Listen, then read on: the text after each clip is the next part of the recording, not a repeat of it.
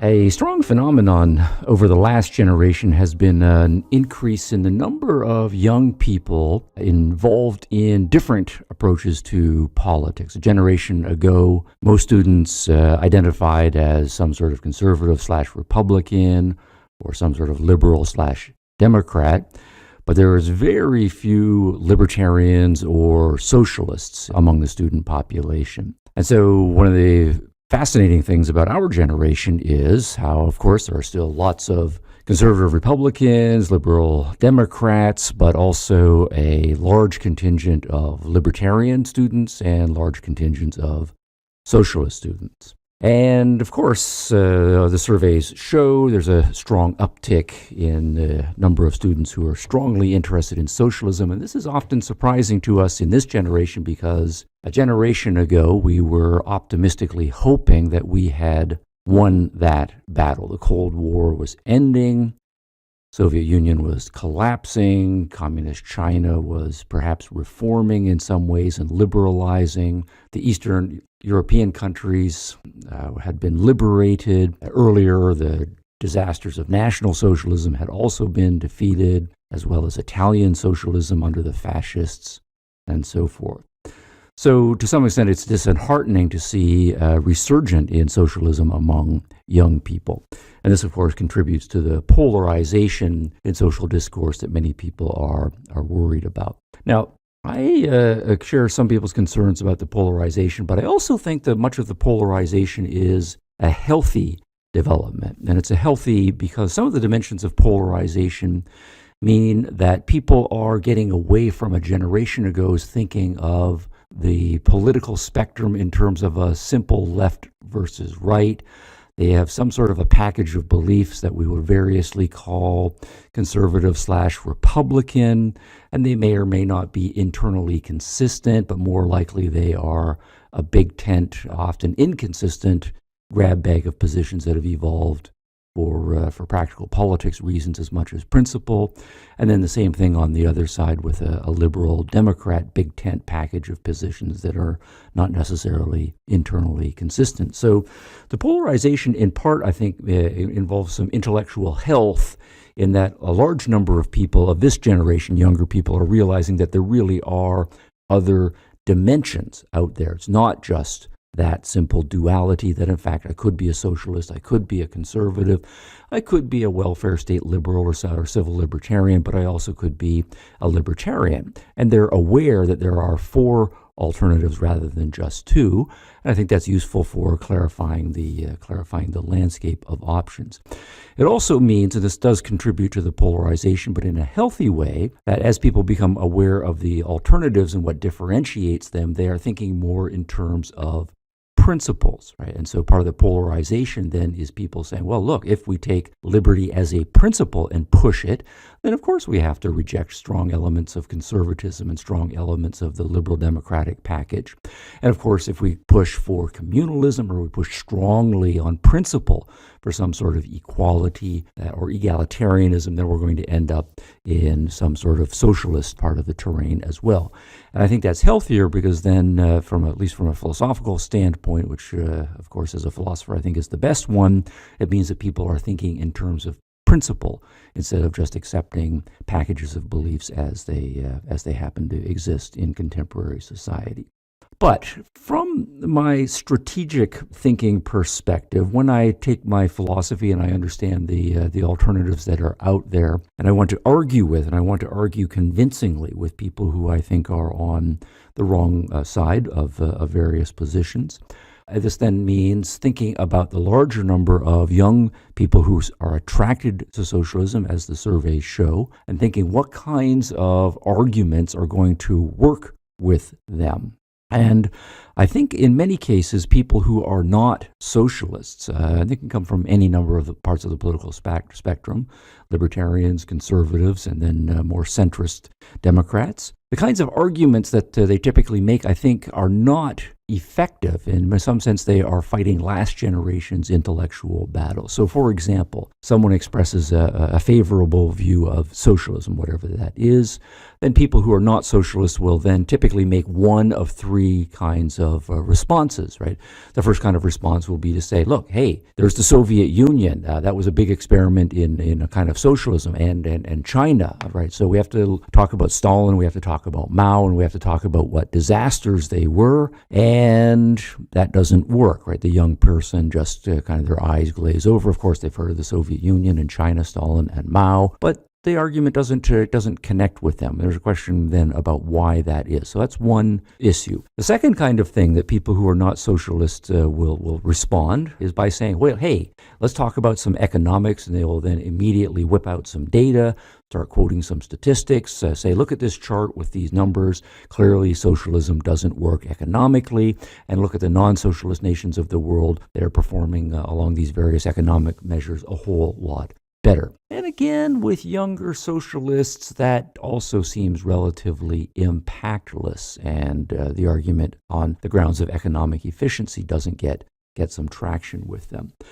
A third kind of counter-argument to expressions of socialism is not necessarily economic, not necessarily directly historical about Soviet Union and China, but involves more contemporary examples, right? The anti-socialist will say, hey, well, what about Venezuela, right? What about North Korea? What about what's going on in Cuba? And it will point to various disaster examples of socialism going on right now in the contemporary world. And again, the younger socialist may have heard something about Venezuela or North Korea and have some views on Cuba, but the counter-argument based on those examples doesn't seem, again, to make traction. Now, I've noticed this quite a lot, in my classes and following the literature and what goes on among student groups and so on. I see the counter-arguments being made, but I also see the younger socialists just shrugging them off, because it seems like what is on their mind, what's attracting socialism to them, is quite different. And so those arguments don't have any traction at all. Now, why they don't have traction, I think, is for a series of reasons, different in each case. So the Soviet Union and China. Now, those are absolutely important arguments to make, but not for younger students, at least not first. They have to be motivated. Those are historical arguments, right, about stuff that was going on 2 generations ago for most younger socialists, and the same thing for communist China and Cambodia and Vietnam and so on. And, of course, we can bemoan the state of history education among young people these days and get all curmudgeonly right and so forth. But the study of history does have to be motivated, right, for a young person to say, okay, I'm going to make a serious study of the Soviet Union and China and so forth. They have to think that is relevant to what they think socialism is. And so the question then is going to be, if that meant some sort of Marxist revolutionary socialism, central planning of the government, or some sort of belief in Maoist Leninism and so on, most young socialists, to the extent that they understand those phenomena, they will say sincerely, that's not the kind of socialism that I am talking about. So those may be various kinds of socialism, or maybe they weren't real socialism, but they're not speaking to what the young people themselves understand by socialism. The economic data arguments, I think, are different here. Again, the study of economics needs to be motivated. You do have to think that economic matters are central, and if you think that free market economics versus some kind of central planning, socialism is the central debate, and so then you want to compare nations in terms of their economic performance and what the data says about those 2 comparative systems. The presupposition is that the young person who's attracted to socialism is coming to it by thinking in terms of what is going to maximize economic performance. And again, I don't think that is true of younger socialists. My understanding, my sense for younger socialists is, of course, they think money matters, and of course they think economic matters, but they are willing to trade off on economic performance, and they have other reasons or other values more than just economic wealth and economic productivity for favoring socialism.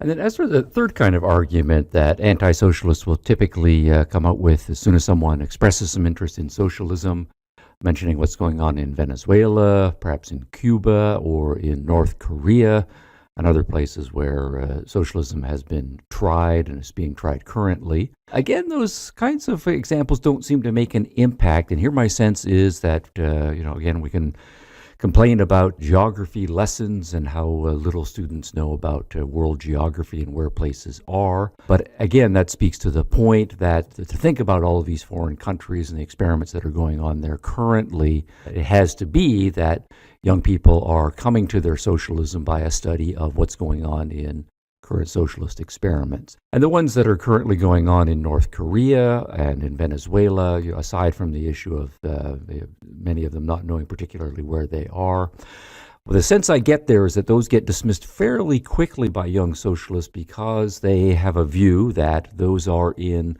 less civilized parts of the world or semi-civilized parts of the world. I don't really think there's a racist issue that those are brown people or those are yellow people and they're not going to do it as well. I'm not picking up on any of that in the young socialists that I am reading or talking with. But I do have the sense that they, particularly the ones in North America, whom I'm most familiar with in the United States and Canada, they realize that they are in one of the advanced civilizations of the world, one of the places where there's a lot of culture and manners and so forth. And being advanced and civilized, they have a sense that, well, if there's a kind of socialism going on in these second or third world or distant places in the world, and they screw it up, well, that's not really going to be a black mark against the socialism that I think we should be able to accomplish, given that we are in an advanced, civilized part of the world. So the point of all of this is that I don't think the standard responses or the most common responses to expressions of socialism are meeting their mark rhetorically. And for them to meet their mark rhetorically, we have to understand where young socialists are in their thinking, what socialism means to them, what values they think it is advocating. And so when we identify what those are, then we can come up with an argumentative strategy and a rhetorical strategy that will speak to them instead of the dismissive response or the talking past that goes on. So what I want to do now is think of the remainder of this podcast as a research and strategy session. And I want you, the listener, to be part of the research and strategizing. So what I want to ask you to do is listening along, if you have a good memory, but it might actually help if you have some paper and pen handy. And I'm going to give you some questions, and I'm going to run through some arguments for certain kinds of socialism. Just make a quick note of what the questions are and the arguments so that we can refer back to them a little bit later in the podcast. And then in the next podcast in this series, I'm going to follow up and offer my own accounts of where I think young socialists are coming from, and what I think the arguments are that are strong for them, or the considerations that are strong for them, and what I think good responses will be. So what I want you to do is to try to put yourself in the mind of a young socialist. Actually, maybe you are a young socialist, and so that's easy for you to do. But maybe you are a liberal, or you're a conservative, or you're a libertarian, and you're already opposed to socialism. So step outside of your framework and try to put yourself in the mindset of what you take a socialist to be. And let's focus on the younger demographic, so some late teens, early 20s age person, so old enough to be an adult, but a young adult who is thinking seriously about world issues. So the first question I'm going to have is if you could formulate, either in your mind or on paper, what does socialism mean to you? How would you define socialism? Or how would you at least describe socialism in one sentence? All right, now that's a hard exercise, but I think it's one that is worth going through. Because if your non-thought experiment socialist position is very different from, you say, this is what socialism means to me, but you're talking to a young person who has a very different understanding of what socialism is, obviously the conversation is going to go nowhere. So what does socialism mean to the young socialist? A second and closely related question, but this is a normative question or an evaluative question, would be, what is appealing about socialism to you? Another way to formulate that question, what value, top value, or important values do you think socialism is going to bring about? What makes it good, noble, preferable, the best, whatever evaluative term you want to think of. So what's the attraction of socialism to you? Now, That said, what I want next to do is run through what I think are a number of arguments and considerations or framings of socialism and its values that I see current in my discussions and readings with younger socialists. And so I want to run through them and just present them. I'll spend maybe a minute, maybe 2 minutes on each one, and I'll give them a label. Now, just as a heads up, I've got 8 of them. So if you have an outstanding memory and you can remember all 8 of them, that's fine. If you are using pen and paper or pencil and paper, prepare to have an 8-point list. I'll give you the argument and then a shorthand labeling tag for each of them. All right, so let's start with number 1. So what does socialism mean to you? Well, if I put myself in the shoes of a young socialist, what socialism means primarily to me is being opposed to the current system and being opposed especially to all of the corruption that goes on in the current system. And my thinking is going to be, this is what I've been taught, that we live in what is basically a capitalistic economic system, free markets, make a lot of money, and so forth. And that has led to a huge amount of corruption. Lots of cheating that goes on in business, lots of underhanded dealings, lots of people who are rich turning their riches into political influence and corrupting the political process. So we talk about cronyism, but in my view, since we live in a dominantly capitalist system, cronyism is the fault of all of the money, all of the rich connected capitalists, and of course the politicians who are in bed with them. Money and power are an unholy mix. And so cronyism is either a necessary result or an unintended consequence of the current capitalist system. And I think that's just wrong, right? Corruption is an injustice. It's immoral, and it goes on so much. I am just disgusted and offended by it, by a young person. And socialism promises to take on that unholy, illegitimate use of wealth to buy political influence. So I'm in favor of socialism because I'm opposed to the corruption of capitalism. All right, that's number 1. So let's call that anti-cronyist socialism. 2, a second one.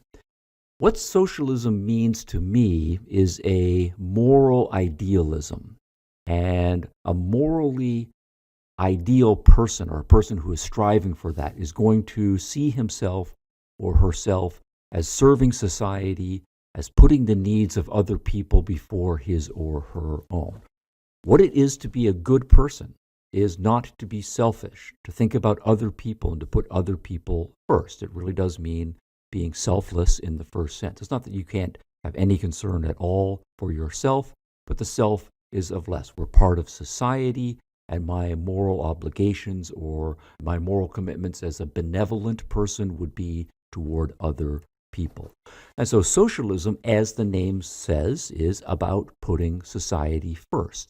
And that's what morality teaches us. It's about putting other people's needs, putting society's needs above your own. So that's number 2, and I'm going to call that altruistic socialism. And so altruistic socialism is taking altruism as a moral ideal and wanting to apply it politically consistently. Third, socialism is about centralized management of the economy. And I think that the centralized management of the economy is good because it is modern and it is scientific. The economy is important, and we know a lot about the economy.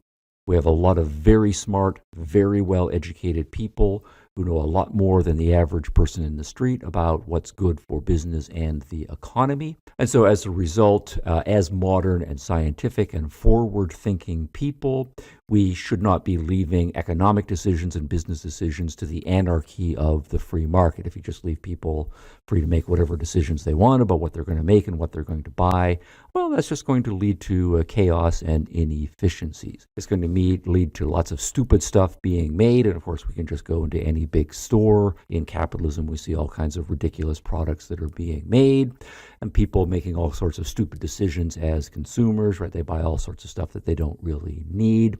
So what we can and should do as progressive thinking, using the best tools of technology, computers, economic modeling, and having smart people in charge of things, is they will do a better job of managing the economy. All right, that's number 3.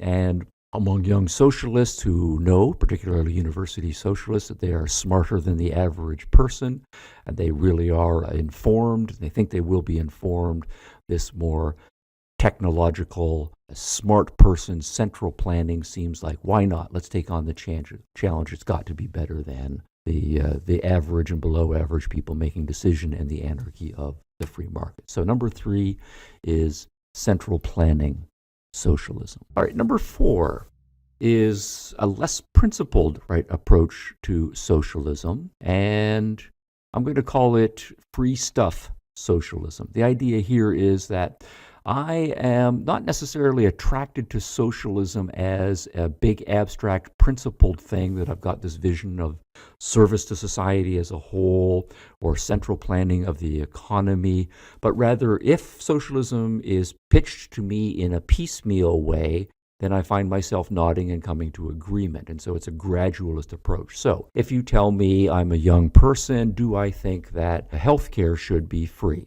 Then I'm going to say, well, yeah, of course, that sounds like a very nice thing to do. The government should provide people's health care or health insurance. Or do I think that there should be government-run public transportation so that everybody can efficiently get around and people who can't afford it can get around? Well, I'll say, yeah, of course there should be free transportation. Do I think that college education should be free to young people, just like high school and primary school is free? Education is important. Should education be made available to everyone? Well, I'm going to say, yeah, of course, I'm in favor of that. So what we then have is a gradualist approach. Yes, I'm in favor of socialism in education. I'm in favor of it in transportation. I'm in favor of it in healthcare. And so I end up kind of in default generally agreeing with the socialist position. And I also kind of like the idea that if I ever got in trouble economically, that I'm going to be looked after. There's welfare state, that someone is looking after my pension and my retirement should I end up old and poor. I like the idea that the government is looking after myself and other people who might be in similar situations and so on. All right, so I'm going to call that free stuff socialism. And then the question will be, how appealing is that one in the younger demographic? All right, number 4 is going to be a robust communalism, right? Maybe socialism has a bad name, but if you call it communitarianism or communalism, and you advocate a very strong or robust version of it, then I find that appealing. So the idea here is that I think of human beings as social animals. Our connections and our relationships with other people are what define us and bring the most joy and sense of humanity to our lives. I like families. I like, perhaps if I'm religious, I like my religious community. I like the communal ethos of being a sports fan in a sense that everyone in my city is pulling together. So I like the idea perhaps of thinking of society as a family writ large or as a neighborhood writ large. We're all in it together. And it's not just about the money, but it's about working together. And it's about enjoying symphony and music and fairs and community activities together, and perhaps enjoying religious activities together as a group. Now, maybe a generation or two ago, right back in the 60s and 70s, I would have been the kind of person who dropped out of corporate society or bourgeois suburban society and joined a commune. That's the spirit that we're going for, but perhaps lose the hippie overtones. Can we really have a strong sense of community and expand that to all of society? And rather than seeing people as lonely, atomistic individuals who are lost and who are thinking about themselves primarily and so forth, let's take the community spirit and really go for it. And so I'm going to call this one communal socialism. And that's the 5th one. All right, what does socialism mean to me, and what is its appeal? Well, what socialism means is being about the poor and the weak. but not necessarily to the point of sacrifice. I'm not necessarily going to become a missionary, right, or a welfare worker or dedicate myself to the poor, but I do think that we all, as part of a society, have an obligation to look after the poor and the weak. And I think, particularly in a society as rich as ours, that we should prioritize for the foreseeable future the needs of the weak and the poor. The rich and the poor, I don't necessarily hate them. I don't despise them. It's fine and so forth, but it's not going to hurt them that much. The rich and the comfortable, they can certainly trim back on all of the luxuries that they are going. So socialism means prioritizing as a public matter, as a government matter, the problems of the poor and the weak and solving those first. So I'm going to call this welfare state socialism. So socialism is about the usual concerns of welfare program. All right, seventh, what socialism means to me is a kind of economic management or a resource management, but primarily with a focus on the environment, on preserving the environment and cleaning up the environment. I might approach this negatively by thinking that capitalism is rapacious. Capitalism is about cutting all the trees down. It's about strip mining, and it's about making all sorts of goods for consumers with wasteful packaging and lots of waste byproducts that just end up in the oceans and filling up the landmines and lots of pollution in the air. And socialism is a corrective to that.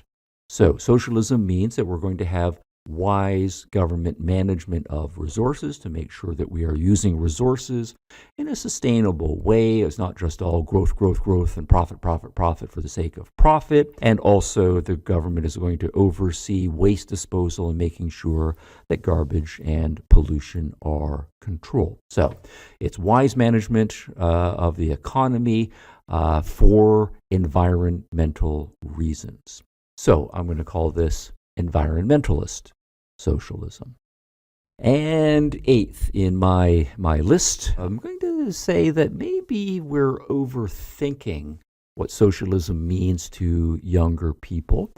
In the above ones, we've been trying to come up with kind of rational, explicit arguments and principled and big pictured views that maybe we shouldn't overthink it and kind of think of it as a rationalistic commitment, but rather that what socialism means to me is more of an emotional commitment. And maybe there's a little bit of fear about economic poverty and what might happen to me.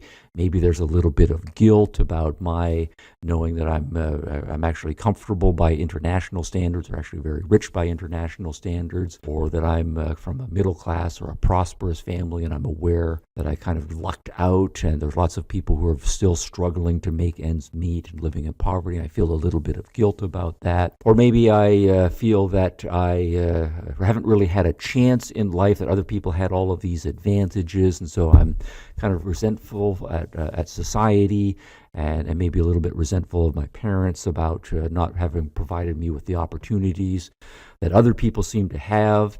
I'm aware that while I'm maybe living in my crummy apartment and driving a crummy car, or I don't even have a car right now, there are people who have 3, 4, or 5 beautiful cars, and they're living in gorgeous homes, and they've got all these nice clothes and so forth.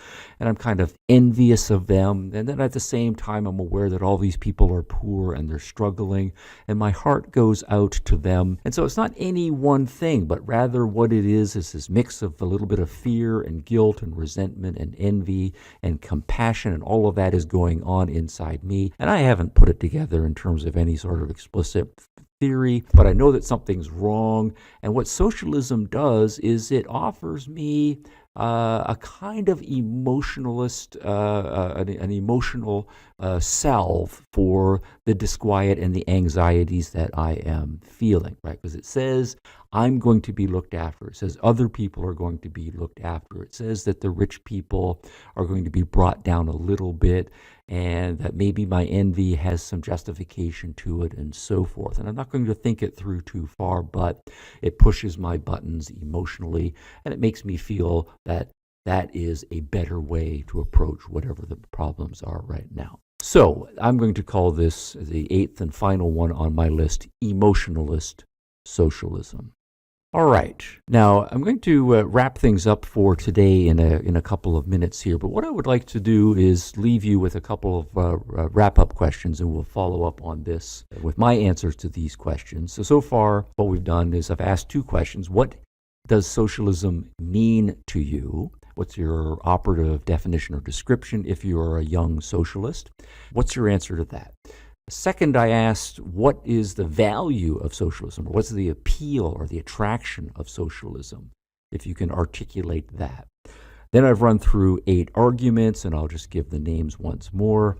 Anti-cronyist socialism, altruistic socialism, central planning socialism, free stuff socialism, communal socialism, welfare state socialism, environmentalist socialism, and emotionalist socialism.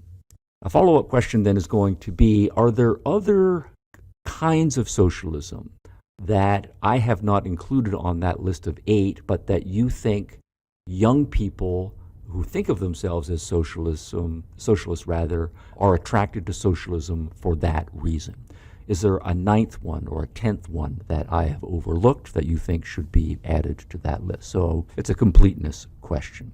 Then the last thing I would like to leave you with is if you could go over the 8 and prioritize them, not necessarily all 8 in all the way down, but of the 8, select what do you think are, say, the top 3.